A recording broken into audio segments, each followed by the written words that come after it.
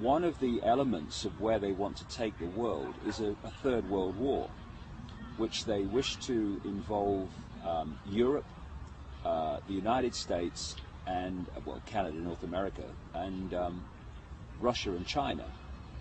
I was told by insiders in the 1990s in America that the plan was to lead to a conflict involving China.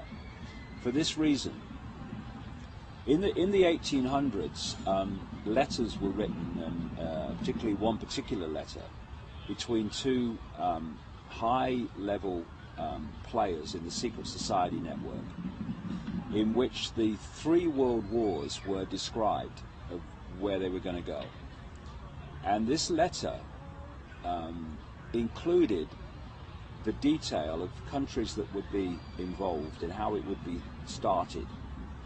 And it described the First World War, with the Germans brought into conflict with the rest of Europe and America.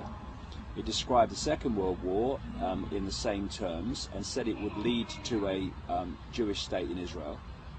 And the Third World War would be triggered out of the Middle East, involving Israel as the trigger, and would bring about the final global conflict, which would lead to them being able to offer the solution to stop this ever happening again, which would be a world government and a single world army. And the idea of that is to say, if we have a single world army and we bring an end to national armies, then we can't ever again have a war. What they won't tell you is those that have manipulated the war will be the same people that offer the solution to the war, which is exactly the structure of control that they want. And I feel very strongly that Georgia, I'm not saying this war's going to happen tomorrow, but Georgia was a move on the chessboard in this direction. And I'll tell you a story that happened to me in England which relates to this. And it seems, you know, quite a minor story until it starts to play out. Last March 2008, I received a letter from a man in England who is what we call there, or called there, a traffic warden. And his job, they walk along the streets in a uniform, and they give out tickets to cars for illegal parking or whatever. You know, not many people like them for that reason, but they just do that job. And this traffic warden, he'd been a traffic warden for nearly 20 years. He wrote to me because he read my books, and he said, look, there's something I don't understand, and there's something that's really bewildering me. He said, I've been called in by my boss, and like my colleagues, he said, I've been given 3 cards, authorization cards.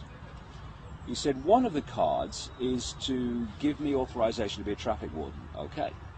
But the second card was what they call in Britain a pace card, and that carries the words that policemen have to say by law when they're arresting somebody.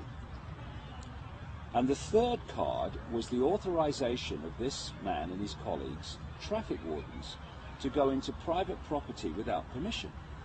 So this man, who's a nice guy, he said to his boss, why do I need the statement you make to arrest people if you're a policeman, and why do I need an authorization to go into private property?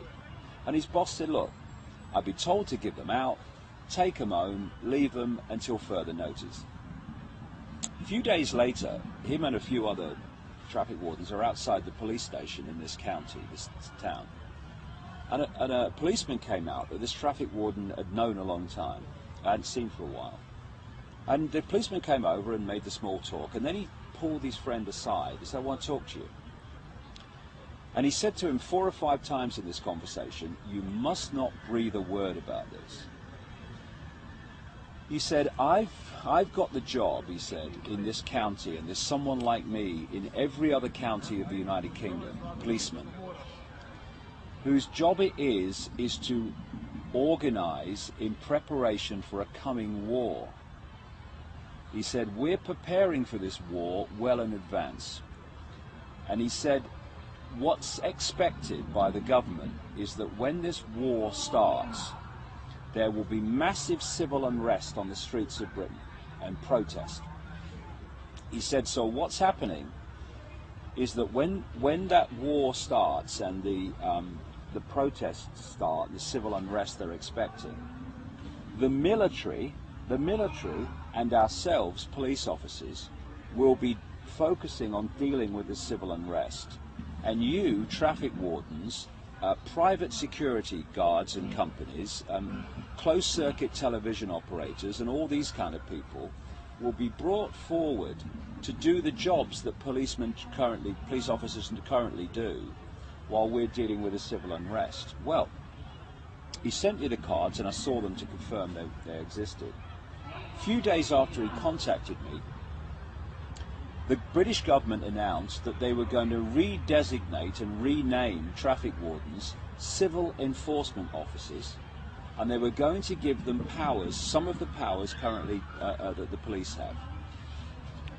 10 days ago, all these months later after this happened, 10 days ago, the government in Britain announced that they were introducing a new designation of authority called accredited persons. And these were security guards, private security firms, CCTV operators, etc., who were going to be given accredited person status and given powers that are currently the powers of the police. Now, why I tell this story is that everything that this police officer said was going to happen is happening or has happened. The only thing that remains is the war. And that fits with all these other different pieces of information that suggests that a major conflict is being orchestrated, which is designed to change the face of society. Because there's nothing that changes society faster than a war. And this has been going on way back. One of the examples that I put in my books is the First World War in relation to America. In the 1950s, there was an investigation by a congressional committee called the Reese Committee into what are known in America as tax-exempt foundations. These are organizations funded by the Rockefellers and the major elite families, who then pass the money out in apparently charitable ways, but it's nothing to do with charity. It's to do with funding this agenda while appearing not to be. And one of these organizations that they investigated, and there was a guy called Norman Dodds who was the main investigator, was an organization which is still going in America called the Carnegie Endowment for International Peace. What these investigators found was that this Endowment for International Peace was manipulating war. And they found minutes of meetings of this organization from the period in the early part of the 20th century in which they were having meetings and discussions and saying, we need to change the face of American society and society in general. What's the most effective way of doing that? Well, it's a war. So we need to get America involved in a war. And Woodrow Wilson was the president of America at the time, and it's actually in the minutes of this organization that they sent messages to Woodrow Wilson telling him not only he must get involved in this war in Europe, but that he must stay in it for as long as it takes for American society to change in a way that's never going to change back again. And if you look at the world after a war, it's never the same as it was before, especially world wars. And they want this Third World War to change the face of global society to the point where they can introduce this centralized global structure. As they used to say in the 1960s with the Vietnam War, what would happen if we had a war and no one turned up? There'd be no war. What these people do is they declare wars and they get the rest of us to fight them. What we've got to do is stop fighting them and stop falling for this scam. Because if we go into this Third World War, then, you know, goodbye freedom.